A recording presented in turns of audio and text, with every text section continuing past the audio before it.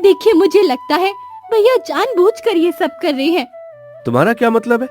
क्या तुम सच कह रही हो कविता? विजय, आज रविवार है।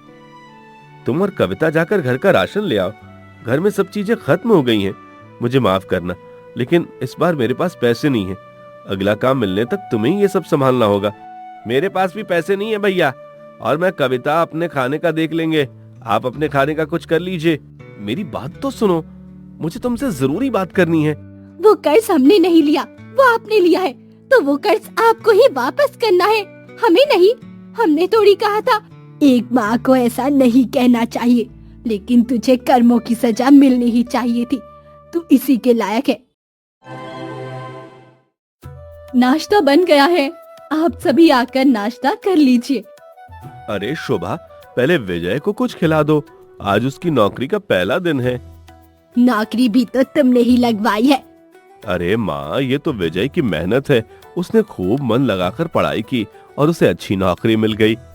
आपको तो दिन रात बस विजय की ही चिंता लगी रहती है। अरे क्यों ना करूं, वो मेरा छोटा भाई है। पिताजी के जाने के बाद उसकी पूरी जिम्मेदारी मुझ पर ही थी।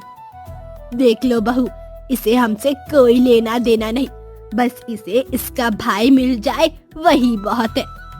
अरे ऐसी बात नहीं है माँ। खाना बन गया है भाभी? हाँ विजय, कब से तो बुला रही हूँ, आकर खाना खा लो। विजय, घर से ही खाने का डब्बा ले जाओ, बाहर का कुछ मत खाना। आप चिंता मत कीजिए भैया, और खाना वक्त पर खाना। ऐसा ना हो कि बस तुम काम में व्यस्त हो जाओ। एक काम करिए, आप साथ में ही चले जाइए ना, ये ज्यादा बढ़िया रहेगा। ये काम कर लेगा और आप उसके मुंह में खाने का निवाला डालते रहना। अरे भाभी, आपको जलन हो रही है क्या? जलन नहीं हो रही, बस आप दोनों को देखकर हंसी आ रही है। अरे बहू, तुम्हें आए तो अभी कुछ ही वक्त हुआ है। मैं तो इनको बचपन से ही देख रही हूँ। जय का तब भी ऐसा ही हाल था, अपने छोटे भाई को आज नहीं आने देता था। अब तो ये इतना बड़ा हो गया है, शादी के लायक हो गया है, फिर भी ये इसका छोटे बच्चों की तरह ध्यान रखता है। अरे क्या माँ, आप दोनों हमेशा हमारी टांग खींचते रहते हो। चलो विजय, तुम्हें दफ्तर तक छोड़ देता हूँ। अरे भैया, छोड़ने जाने की क्या जरूरत है? आप अपने काम पर जाइए, नहीं तो आप देरी से पहुँचेंगे। ये लीजिए आप दोनों के खाने के डिब्बे। जय और विजय अपने अपने काम पर चले जाते हैं। कितना अच्छा हो गया ना माँ, विजय को भी नौकरी मिल गई। अब विजय भी अपने पैरों पर खड़ा हो जाएगा, बहुत जल्दी उसका भी घर बस जाएगा। हाँ बहू, ठीक कहती हो, अब तो उसका भी अपना परिवार हो जाएगा। मुझे एक ही बात की चिंता है, अगर विजय की पत्नी कलेशी निकली तो इन दोनों भाइयों का प्यार बरकरार नहीं रह पाएगा। आप ऐसा क्यों सोचती है माँ? सब ठीक हो जाएगा। जय ने अपने मन में ये ठान लिया था कि जब तक विजय का घर नहीं बस जाता, तब तक वह अपनी जिंदगी में कोई बच्चा नहीं लेकर आएगा। अब तो सब होने ही जा रहा है, तो मैं चाहती हूँ कि तुम दोनों अपने भविष्य के बारे में भी कुछ सोचो। कब तक तुम सिर्फ विजय के बारे में ही सोचते रहोगे? तुम दोनों ने आज तक अपने लिए कुछ नहीं किया। जय ने जो भी कमाई की वो विजय की पढ़ाई में लगाता रहा, उसकी ख्वाहिशें पूरी करता रहा। अब तुम दोनों अपने बारे में सोचो। माँ जी, ये बात आप उनके सामने बिल्कुल मत कहना, उन्हें बहुत बुरा लगेगा। उनके लिए विजय उनका सब कुछ है, और मुझे भी इस बात से कोई आपत्ति नहीं। मैं नहीं चाहती कि भाइयों के प्यार में कोई भी दरार आए। तुम्हारे जैसी बहू पाकर मैं धन्य हो गई हूँ, पर मुझे भविष्य की चिंता होती है। सब ठीक ही होगा माँ जी, आप चिंता मत कीजिए। उम्मीद तो मुझे भी यही है, भगवान करे सब अच्छा रहे। तभी शादीराम घर आता है। अरे शांति बहन, कैसी हो? अरे शादीराम भाई, आप यहाँ, लगता है कोई खुशखबरी ही लेकर आए हो। अरे जिसके नाम का पहला अक्षर ही शादी हो, वो भला और कौन सी खुशखबरी लेकर आ सकता है?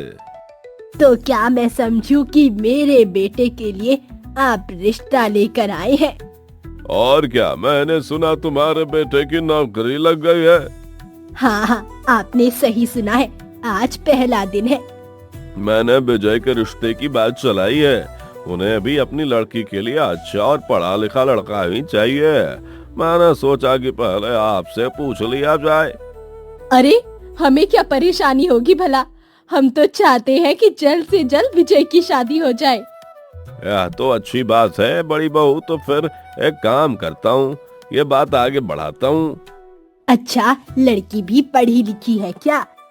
हाँ हाँ, लड़की भी पढ़ी लिखी, काफी समझदार है, काफी सुंदर भी है। लड़की का नाम कविता है। नाम तो बड़ा प्यारा है ना शोभा? हाँ माँ जी, बड़ा प्यारा नाम है। और वैसे भी विजय को पढ़ी लिखी लड़की ही चाहिए। अब मैं तो ठहरी अनपढ़, लेकिन अब जमाना बदल रहा है, तो अच्छा होगा कि इस घर में भी पढ़ी लिखी बहू आए। हाँ हाँ, अच्छी बात है। तो शादी राम भाई, इस बात को आगे बढ़ाइए ना। तो ठीक है, मैं चलता हूँ। फिर आपको आकर खबर दूंगा कि आगे की बात बढ़ी या फिर नहीं। शादी राम वहाँ से चला जाता है और शाम होती है। अरे शोभा, विजय अभी तक आया नहीं। अरे, विजय भी तो आता ही होगा। भैया, मैं वापस आ गया। मेरे भाई की उम्र बहुत लंबी है। बताओ विजय, पहला दिन कैसा रहा? पहला दिन बहुत अच्छा था भैया। ये बात सुनकर मुझे बहुत अच्छा लग रहा है। तुम दोनों के लिए मेरे पास भी एक खुशखबरी है। अरे माँ, बताओ क्या खुशखबरी है? बेटा, अब तुमने विजय का ख्याल बहुत रख लिया। अब विजय बड़ा हो गया है, नौकरी भी कर रहा है। अब उसे अपना घर संसार आगे बढ़ाना चाहिए। अरे हाँ माँ, मैं तो चाहता हूँ कि जल्द से जल्द मेरे भाई की शादी हो जाए। आज घर में शादी राम भाई आए थे। वो विजय के लिए रिश्ता लेकर आए थे। लड़की अच्छे घर से है। अरे वाह, ये तो आपने बहुत ही अच्छी खुशखबरी सुनाई। देखा विजय, नौकरी लगते ही तुम्हारी तो किस्मत खुल गई। अरे भैया, आप कैसी बातें कर रहे हैं? चलिए, मैं अपने कमरे में जा रहा हूँ। लगता है मेरा भाई शर्मा गया। लेकिन माँ, पहले विजय से भी पूछना जरूरी है, क्या उसे शादी करनी भी है? तो इसमें कौन सी बड़ी बात है, अभी पूछती हूँ। विजय, विजय, चलो बाहर आओ। क्या हुआ भाभी? ऐसी लड़कियों की तरह मत शर्माओ विजय। सच सच बताओ, तुम्हें शादी करनी है या फिर नहीं? अगर तुम्हें मंजूर है, तभी हम तुम्हारी शादी करवाएंगे। मैंने आज तक भैया की कोई भी बात नहीं टाली। मुझे भैया पर पूरा विश्वास है। वो मेरे लिए जो भी फैसला लेंगे वो ठीक ही होगा। तुम्हारे जैसा भाई पाकर मैं धन्य हो गया हूँ। विजय, बहुत जल्दी हम तुम्हारी शादी की तारीख निकलवाएंगे। अब तुम अपनी दुल्हन को लाने के लिए तैयार हो जाओ। घर में खुशियाँ छा जाती है और अगली सुबह होती है। माँ, मैं और विजय काम के लिए निकल रहे हैं। अगर शादी राम जी आते हैं तो आप उनसे अच्छे से बात कीजिएगा। तुम चिंता मत करो जय, शादी राम जी को हमसे ज्यादा जल्दी होगी। उन्हें सोने की अंगूठी जो मिलने वाली है। ये भी आपने सही कहा माँ। तो आप उनसे बात पक्की कीजिए। हम शाम में आपसे मिलते हैं। शोभा, मेरा और विजय का डब्बा तो ले आओ। आज मेरे भाई को भूखा रखोगी क्या? अरे, मेरी इतनी हिम्मत थोड़ी है। ये लो विजय, आज तुम्हारा मनपसंद खाना बनाया है। ठीक है भाभी, मैं जरूर खा लूंगा। अब हम चलते हैं। जय विजय काम पर चले जाते हैं। शादी राम फिर से आते हैं। मुबारक हो, मुबारक हो। अरे बड़ी खुशखबरी लाया हूँ। अब जल्दी से मेरा मुंह मीठा करवा दो। शादी राम जी, मैंने कल ही बूंदी के लड्डू बनाए हैं, मैं आपके लिए लेकर आती हूँ। क्या खुशखबरी लाए हो शादी राम भाई? शांति बहन, तुम्हारे बेटे की शादी पक्की हो गई।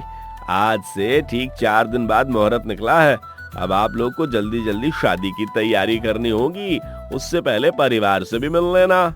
हमारे यहाँ ये रिवाज नहीं है कि हम भी मिलने जाए। हमारे यहाँ तो सभी रिश्ते आपने ही करवाए हैं। आपने देख लिया तो हमारे तरफ से भी हाँ है। तो फिर ठीक है, उन्हें संदेश भेज दूंगा, वो भी तैयारी शुरू कर दें। अब विजय की भी शादी हो जाएगी, परिवार पूरा हो जाएगा और जय भी थोड़ा जिम्मेदारी से मुक्त होगा। ठीक कहती हो शांति बहन। जय को अपने भविष्य की कोई चिंता नहीं, बस उसका पूरा ध्यान विजय पर ही रहता है। इतना तो कोई अपने बच्चों के लिए भी नहीं करता जितना उसने अपने भाई के लिए किया है। हाँ, आप तो सब जानते ही हो। लीजिए, आप मुंह मीठा कीजिए। लाओ बहू, अब मैं चलता हूँ, पर ये लड्डू साथ ही लेकर जाऊंगा। शादीराम वहाँ से चला जाता है और शाम होती है। जय, विजय, तुम्हारे लिए बहुत बड़ी खुशखबरी है। विजय, तुम्हारी शादी पक्की हो गई है। भाई मुबारक हो। मेरा भाई इतना बड़ा हो गया कि बहुत जल्दी तुम्हारी शादी भी होने वाली है। मुझे तो यकीन ही नहीं हो रहा है। हाँ जय, अब तुम भी जिम्मेदारी से मुक्त हो जाओगे। मैं तो बड़ा भाई हूँ माँ, मेरी जिम्मेदारी तो हमेशा रहेगी। मेरा भाई बूढ़ा भी हो जाएगा तो भी मैं उसका साथ नहीं छोड़ूंगा। मैं भी आपका साथ कभी नहीं छोड़ूंगा भैया। तो फिर शादी की तैयारी शुरू कर देते हैं। 4 दिन कैसे बीत जाएंगे पता भी नहीं चलेगा। सुनो विजय, तुम छुट्टी मत लेना, तुम्हारी नई नौकरी है, सारा इंतजाम मैं ही कर लूंगा। बेटा विजय, तुम आराम करो, मुझे जय से थोड़ी बात करनी है। बोलिए ना माँ, आपको क्या बात करनी है? बेटा विजय, अब तक तुमने बहुत सारे पैसे जय की पढ़ाई में लगा दिए। साथ ही साथ उसने जो भी तुमसे मांगा उसको तुमने दिया है, लेकिन अब शादी में खर्च करने के लिए हमारे पास कुछ भी ज्यादा नहीं है। माँ आप चिंता मत कीजिए, मैं कुछ ना कुछ कर लूंगा। थोड़ा उधार ले लूंगा और फिर बाद में चुका दूंगा। इसका मतलब शादी के लिए कर्ज लेना ही पड़ेगा। माँ, छोटे की शादी धूमधाम से होगी। इतना खर्च करने की क्या जरूरत है? हम एक छोटा सा समारोह रखेंगे, ज्यादा लोगों को नहीं बुलाएंगे। माँ ये कैसी बात कर रही हैं? मेरा एक ही तो भाई है। ना जाने जय के इस फैसले में मुझे कुछ अच्छा नहीं लग रहा। अरे माँ जी, आपकी सोच में डूब गई है। चिंता मत कीजिए, विजय की शादी अच्छे से होगी। आप अब आराम कीजिए। ठीक है बहू, मैं आराम कर लेती हूँ। सुनिए, मेरे पास एक सुझाव है। हमारे पास फिलहाल इतने पैसे तो नहीं है कि हम विजय की पत्नी के लिए नए जेवर बना सकते हैं। हमें उसके लिए कुछ गहने तो बनवाने ही होंगे ना। एक काम करते हैं, मेरे गहने बेचकर नए गहने ले लेते हैं। लेकिन शोभा, ऐसा कैसे कर सकते हैं? वो तो तुम्हारे गहने हैं ना। तो विजय भी तो हमारा ही है और उसकी पत्नी भी हमारे ही घर की बहू बनने वाली है। वो गहने इसी घर में वापस आ जाएंगे। आप चिंता मत कीजिए। अगर उन गहनों को बेच दिया तो विजय की शादी में पहनने के लिए तुम्हारे पास कुछ बचेगा ही नहीं। इतना कर्ज लेना ठीक नहीं। जो चीज घर में पड़ी है उसे इस्तेमाल कीजिए। और वैसे भी मुझे गहनों का इतना लोभ नहीं। विजय की दुल्हन उन्हें पहनेगी तो मुझे अच्छा लगेगा। ठीक है, जैसा तुम चाहो। विजय की शादी का दिन आता है और धूमधाम से शादी हो जाती है। आज तो मैंने गंगा नहा ली, छोटे भाई की शादी हो गई। इतनी बड़ी जिम्मेदारी से मैं मुक्त हो गया। बस अब मैं चाहता हूँ तुम दोनों खुश रहो। हमें आशीर्वाद दीजिए भैया। मैं चाहती हूँ जैसे अब तक मेरा परिवार मिलजुल कर रहा है वैसे भी आगे रहे। बेटी कविता, जय और विजय में बहुत प्यार है। इस बात का ध्यान रखना कि उस प्यार में कभी दरार ना आए। ऐसा कुछ नहीं होगा माँ जी। बच्चों, शादी की भाग दौड़ में सभी बहुत थक गए होंगे। अब सब लोग आराम करो। सुबह जय और विजय को काम पर भी जाना है।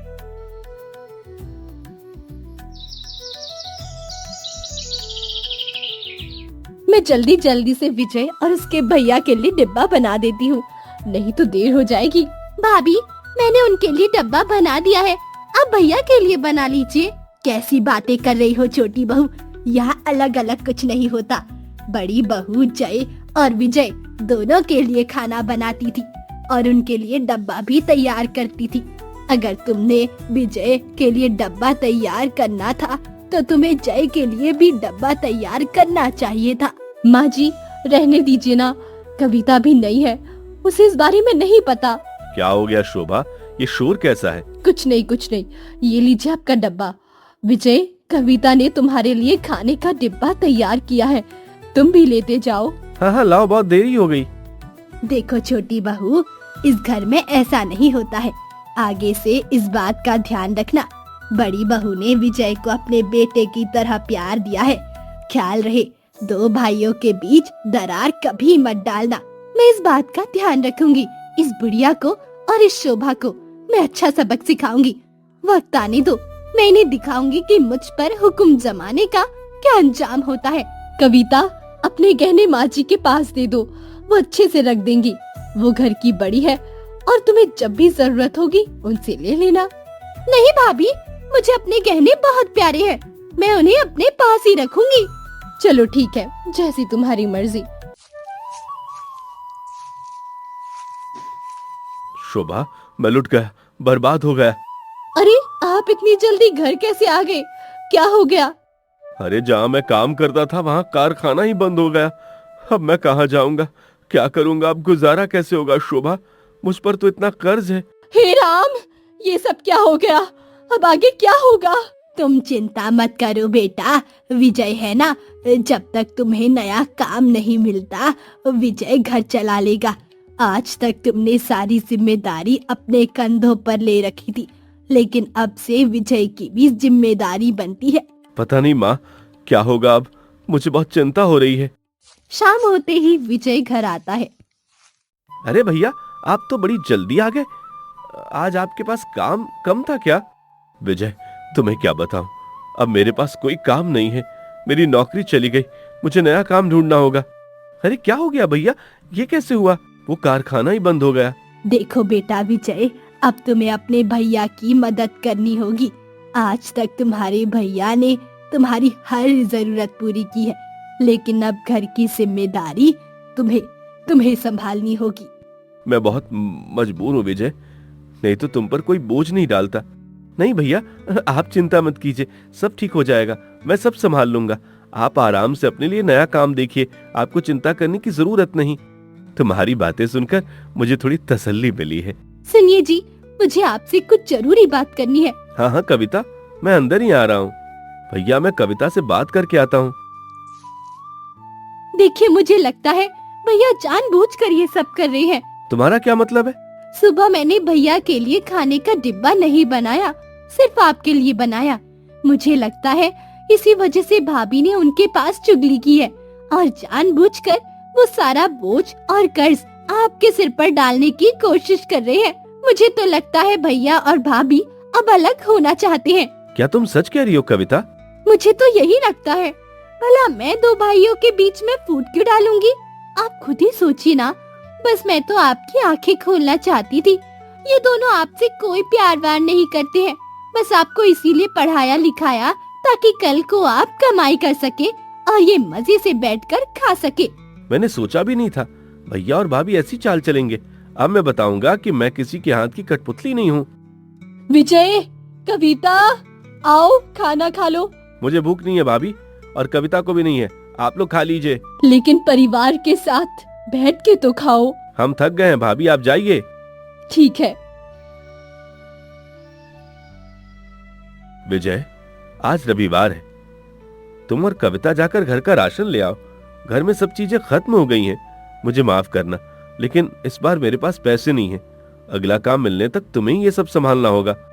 मेरे पास भी पैसे नहीं है भैया, और मैं कविता अपने खाने का देख लेंगे, आप अपने खाने का कुछ कर लीजिए। विजय, ये तुम कैसी बातें कर रहे हो? क्या तुम घर में बंटवारा कर रहे हो? आपको जैसा समझना है वैसा समझिए। मैं किसी के हाथ की कठपुतली नहीं। मेरा फर्ज सिर्फ यही है कि मैं अपनी बीवी को अच्छे से रखूं। बाकी आप लोग अपना फर्ज निभाइए, मैंने किसी का ठेका नहीं ले रखा है। विजय, तुम कैसी बातें कर रहे हो? मुझे तो यकीन ही नहीं हो रहा कि मेरा छोटा भाई ऐसी बात कर रहा है। यह प्यार का दिखावा करना बंद कीजिए भैया। चलो कविता, कहीं बाहर घूम के आते हैं। हे भगवान, ये सब क्या हो गया? मुझे समझ में नहीं आ रहा है। विजय के तेवर ऐसे कैसे बदल गए हैं? आप रोइए मत जी, सब ठीक हो जाएगा। उसे किसी बात का गुस्सा आया होगा जरूर। तभी दरवाजा खटखटाने की आवाज आती है। अरे कैसे हो जाए, कुशल मंगल तो है ना? आइए लाला जी। देखो भाई जय, मैं यहाँ पर बैठने तो आया नहीं हूँ। तुमने कहा था कि आज मुझे पहली किश्त दोगे। माफ करना लाला जी, पर अभी तो मेरे पास पैसे नहीं है। बहुत ही जल्द कुछ इंतजाम कर दूंगा। मेरी नौकरी चली गई है, बहुत जल्दी मैं नया काम ढूंढ लूंगा और आपके सारे पैसे लौटा दूंगा। अगर तुमने पैसे नहीं लौटाए तो तुम्हारा इस घर पर कब्जा मेरा होगा। हम वापस कर देंगे लाला जी, वापस कर देंगे, आप चिंता मत कीजिए। अभी तो मैं यहाँ से जा रहा हूँ, लेकिन वापस जरूर आऊंगा। मैं इतने पैसों का इंतजाम कहाँ से करूंगा? बहू माफ करना, लेकिन क्या मैं तुमसे कुछ कह सकती हूँ? माँ जी, आपको पूछने की जरूरत नहीं, आप सीधा कहिए।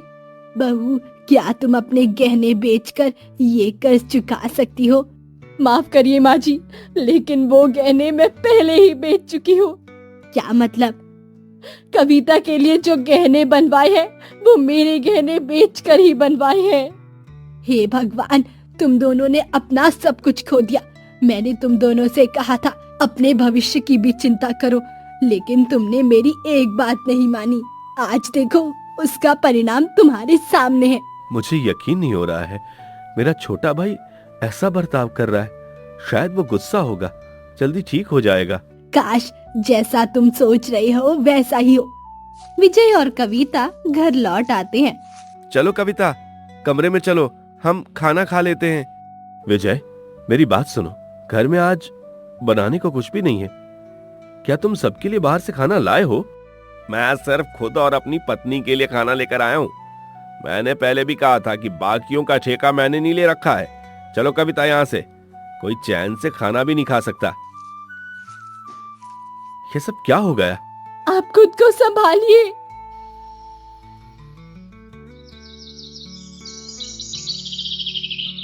चलो कविता, मैं काम पर जा रहा हूँ, तुम अपना ख्याल रखना। विजय, मेरी बात तो सुनो, मुझे तुमसे जरूरी बात करनी है। देखिए भैया, सुबह सुबह मेरा दिमाग खराब मत कर। मेरे पति को जाने दीजिए। मैं जा रहा हूँ। आप मेरे पति का पीछा छोड़ क्यों नहीं देते? क्यों नहीं गुस्सा दिला रहे हैं? वो काम पर जा रहे थे तो आप बीच में क्यों आ गए? कविता, तुम्हारा पति होने से पहले वो मेरा भाई है। उसकी हर जरूरत मैंने पूरी की है, उस पर मेरा भी हक है। जब भाई की शादी हो जाती है तो उस पर किसी का हक नहीं रहता, उस पर सिर्फ उसकी पत्नी का हक होता है। इसीलिए आप बीच में मत आइए। मुझे विजय से जरूरी बात करनी थी। कर्जा वसूलने वाले दरवाजे तक आ गए हैं। तुम्हारी शादी के लिए जो मैंने कर्जा लिया है, उस कर्ज को वापस करना है। वो कर्ज हमने नहीं लिया, वो आपने लिया है, तो वो कर्ज आपको ही वापस करना है, हमें नहीं। हमने थोड़ी कहा था कि इतनी धूमधाम से शादी करवाने के लिए। वो सब आपकी ख्वाहिशें थी, अब उसको हम पर मत ला दिए। तुम कैसी बातें कर रही हो कविता? तुम्हें बड़ों से बात करने की तमीज नहीं है क्या? आप चुप रहिए भाभी, ये सब इस घर में क्या हो रहा है? आप तीनों चुप ही रहेंगे तो आपके लिए ठीक रहेगा, नहीं तो विजय से कहकर मैं इस घर में बवाल कर दूंगी। हे भगवान, जिस बात का डर था वही हुआ। कविता पूरा दिन शोभा, शांति और जय को नीचा दिखाती है और शाम को विजय आता है। हे राम, मेरे तो कर्म फूट गए। मैं इस घर की बहू बनी हूँ, ये लोग कितने बुरे हैं, मेरे साथ कितना बुरा कर रहे हैं। कविता, विजय को देखते ही ये तुमने कौन सा नाटक शुरू कर दिया? हाँ हाँ हाँ, मैं तो नाटक करती हूँ ना। ये सब क्या हो रहा है? तुम रो क्यों रही हो कविता? आपके जाने के बाद इन सब ने मुझे खूब सुनाया और मुझे मारा भी। आप लोगों की इतनी हिम्मत कैसे हुई? आपने मेरी बीबी पर हाथ उठाया। मैं आप तीनों को मार डालूंगा। चलो कविता, आज से हम यहाँ नहीं रहेंगे। मैंने किराए के घर का इंतजाम कर लिया है, हम वहीं जाकर रहेंगे। हाँ, मुझे भी यहाँ नहीं रहना। चलो यहाँ से चलते हैं। कविता और विजय घर छोड़कर चले जाते हैं। पीछे जय, शांति और शोभा की हालत बहुत खराब हो जाती है। मुझे लगता है कि हमारे रास्ते पर आने के दिन आने वाले हैं। आप ऐसे हिम्मत मत हारिए, सब ठीक हो जाएगा। बाहर कोई दरवाजा खटखटा रहा है। शोभा, जाकर देखो तो। मैं जाकर देखती हूँ। कौन है शोभा? क्या लाला जी वापस आ गए? नहीं नहीं, देखिए आपके लिए चिट्ठी आई है। अरे, इस चिट्ठी में लिखा है मुझे नया काम मिल गया। भगवान तुम्हारा लाख लाख शुक्र है। अब मैं बहुत जल्दी सारा कर्ज उतार दूंगा। अच्छे दिन आ गए हमारे, बुरे दिन जा चुके हैं। मेरी जान में जान आई। मुझे लगा था ये घर हमारे हाथ से चला जाएगा। कितने महीने दुख से बीत गए। देखना माँ, अब सब ठीक हो गया है, तो विजय जरूर वापस लौट कर आएगा। तुम्हें अब भी उस भाई का इंतजार है जिसने तुम्हें धोखा दिया और तुम्हें इतना बेइज्जत किया। तुम किस मिट्टी के बने हो जय? छोटा भाई ऐसा कर सकता है माँ, लेकिन मैंने उसे बचपन से पाला है, मैं उसके साथ ऐसा नहीं कर सकता। दूसरी तरफ विजय के साथ एक बड़ा हादसा हो जाता है और उसका पैर टूट जाता है। डॉक्टर ने कहा तुम कभी ठीक नहीं हो सकते, एक लंगड़े पति के साथ मैं कभी नहीं रहूंगी। तुम कैसी बातें कर रही हो कविता? तुम्हारे सिवा मेरा कोई नहीं है। तुम्हारे लिए मैंने अपने परिवार को भी छोड़ दिया। जो मेरे लिए परिवार को छोड़ सकता है वो कल को किसी और के लिए मुझे भी छोड़ सकता है। और वैसे भी मैं एक लंगड़े पति के साथ अपनी पूरी जिंदगी नहीं बिता सकती हूँ। मैं यहाँ से जा रही हूँ। हे भगवान, ये मैंने क्या कर दिया? मैंने देवता समान अपने भैया और भाभी को धोखा दिया, उनके साथ बुरा व्यवहार किया, वह भी उस पत्नी के लिए जो सिर्फ अपने लालच की वजह से मेरे साथ थी। मुझसे बहुत बड़ा पाप हो गया। मुझे आज ही घर वापस जाना होगा। विजय घर लौटता है। भैया भाभी, मुझे माफ कर दीजिए। मेरे सर पर 100 जूते बरसाइए, मुझे माफ कर दीजिए। विजय, तुझे देखने के लिए मैं तरस गया था। तूने कितने महीने लगा दिए। आज मैंने महीनों बाद तेरी शक्ल देखी है। जल्दी से मेरे गले लग जा भाई। भैया, आपके साथ बहुत गलत किया, मुझे माफ कर दीजिए। ये तेरे पैर को क्या हुआ है? भैया, मेरे साथ एक बड़ा हादसा हो गया। अब मेरा पैर कभी ठीक नहीं होगा। शायद ये मेरे कर्मों की सजा है। एक माँ को ऐसा नहीं कहना चाहिए, लेकिन तुझे कर्मों की सजा मिलनी ही चाहिए थी। तू इसी के लायक है। ऐसी कड़वी बातें मत कहिए माँ, अब विजय लौट आया है ना। मैंने आप लोगों के साथ इतना बुरा किया, लेकिन आप आज भी मुझे उतना ही प्यार दे रहे हैं। मुझे तो नर्क में भी जगह नहीं मिलेगी। भैया और भाभी, मुझे माफ कर दीजिए। ये लीजिए, ये बहुत सारे पैसे लाया हूँ। लाला के मुंह पे मारिए। मेरी शादी का जो भी कर्ज है वो उतार दीजिए। आज के बाद मैं आपको कभी छोड़कर नहीं जाऊंगा। विजय को बात समझ में आ जाती है और फिर वो कभी अपने भैया और भाभी को धोखा नहीं देता। शांति का परिवार फिर से सुख से रहता है और दोनों भाइयों का प्यार बरकरार रहता है। छोटे भाई के धोखे के बाद भी जय उसे अपना लेता है। कहानी पसंद आई हो तो वीडियो को लाइक करें, कमेंट करें और चैनल को कर दे सब्सक्राइब।